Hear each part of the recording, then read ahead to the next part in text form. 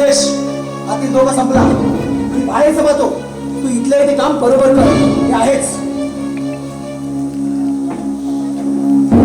बंधू, अरे आता गेल्या त्या माणसाला ओळखतोस तू? हाच माणूस रोज अगदी माझ्या खोलीत येतो. काळा भयानक. अरे तू पाहिलास ना?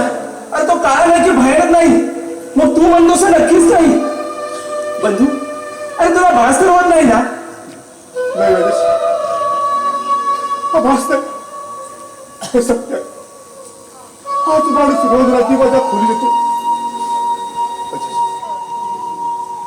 राजेश, तू गेला का बघ. आता तू पुन्हा ये आणि मला ठार मार. बघ राजेश, बघ तो गेला का बघ.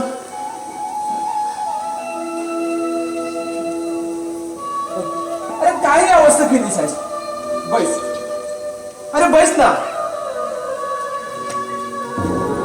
बंधू, मी तुला काही विचारलं तर त्याचे उत्तर देशील मला? काही सांगतो तुला राजेश, मी काही सांगण्याच्या मनस्थितीत नाही रे. सकाळी दादा आणि भाऊ खोलीत आले होते. अंगात ताप आहे असं म्हणत होते, पण तपासाला कोणीच डॉक्टर येत नाही रे. मला सगळे घाबरतात. पण तू विचार, जमलं तर उत्तर देईन मी तुला. बंधू, 8 दिवसापूर्वी तू या खोलीबाहेर आला होतास.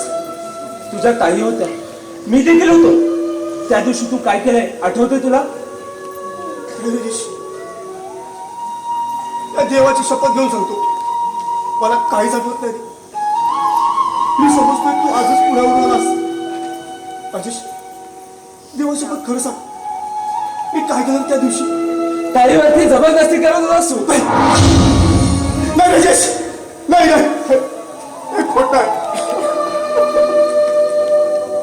हे खोटं आहे रे, खोटं आहे. शांत हो बंधू, हे एक कटू सत्य आहे आणि ते यशस्वी होण्यापूर्वी मी इथे आलो आणि तो अनंत कळला. बंधू, अरे नेमकं तुला काय होत आहे?